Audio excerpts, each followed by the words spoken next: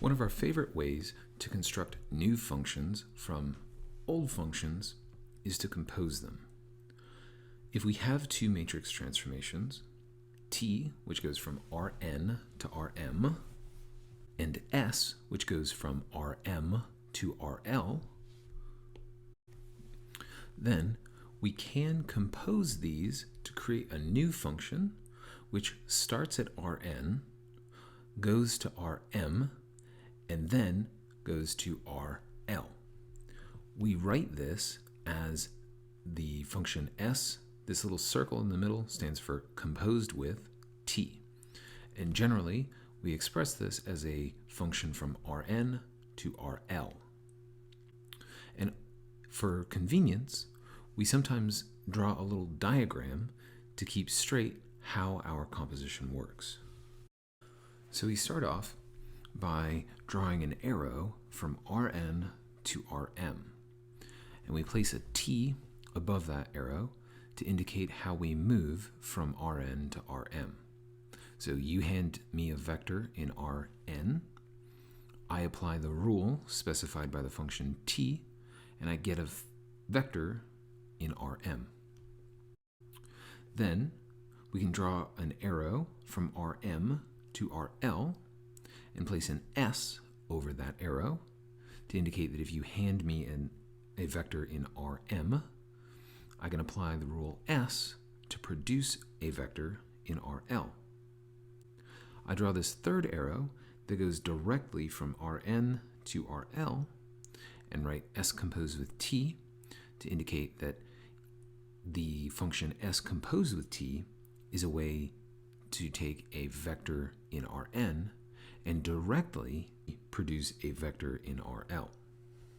So now if you think about composition in a class like calculus, usually one likes to know things like if I take two functions that are both continuous, when I compose them, they remain continuous.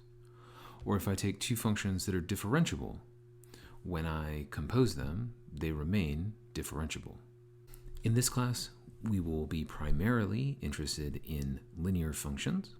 So it's nice to know that when you compose two linear functions, you get a linear function. So while this may sound like a complicated thing, the proof is actually strikingly simple. Now that we know all linear functions are matrix transformations, there exist matrices A and B so that T is defined by the matrix A and S is defined by the matrix B. Now, if we take our favorite vector V in Rn, if we apply the composition S composed with T to this vector, we first apply the function T to V. But applying T to V is the same as multiplying V by A. Next, to apply the function S to the m-dimensional vector A times V, we multiply that vector by B.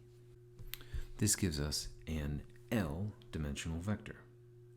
But when we talked about matrix multiplication, we made sure to take some time to say that, oh, matrix vector multiplication is in fact an associative operation. So we can shift our parentheses to see that the function S composed with T is in fact defined by a matrix, and that is the matrix B multiplied by A. And we know that all matrix transformations are linear. So we've shown that the composition is in fact a linear function. So let's do a concrete example. Let's suppose that we have T, a matrix transformation, defined by the matrix A, which is a 2 by 3 matrix, minus 2, 1, 3, 2, 0, minus 2. So going back to our diagram, that says that T is a function which takes in a vector of dimension 3 and outputs a vector of dimension 2. If we assume that S is defined by B, whose columns are 4, 0, minus 3, 2, and 2, 1, 4, 0. Now because B has two columns, the function S takes in a two-dimensional vector, and it outputs a four-dimensional vector. So, in the diagram, S is a function from R2 to R4.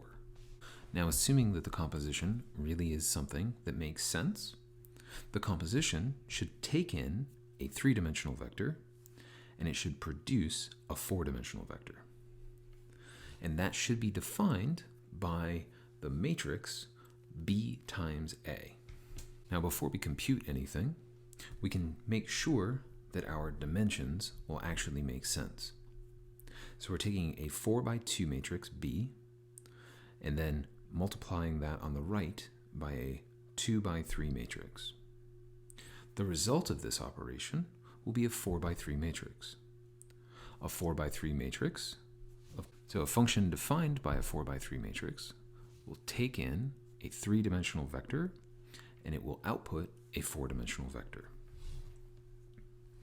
So, if we ask Sage to multiply B and A for us, the result is the matrix whose columns are negative 6, 1, 10, negative 4, 16, 2, minus 1, 6, and negative 4, negative 2, negative 8, 0. So now you can see that the matrix B times A is in fact a 4 by 3 matrix, and that matrix defines the linear function S composed with T. Now, as you may remember from a class like college algebra or calculus or some sort of similar mathematics course, oftentimes you want to be able to compose more than two functions at a time.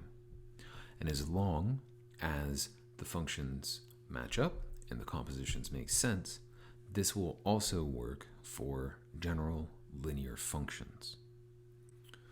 So if we have three functions, let's say t from Rn to Rm, defined by the matrix A, S from Rm to Rl, defined by the matrix B, and R from RL to Rp, defined by the matrix C, then we can, of course, compose these three functions. What's more, it turns out that the order of composition does not matter. That is, there is an identity of matrix transformations from Rn to Rp. If I first compose S with T, and then compose the result of that with R, that's the same thing as composing R with S, then composing with T. We call this the associativity of composition. And of course, we've already done all of the legwork for this.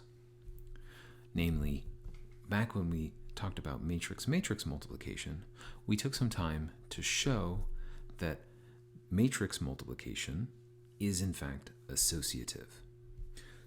So that means if we take any n-dimensional vector v, if we take the left-hand function and apply that to v, we get, but of course we can shift our parentheses once more and recognize that this is the same as the right-hand function applied to v. And there you have it, the proof that function composition is associative for linear functions.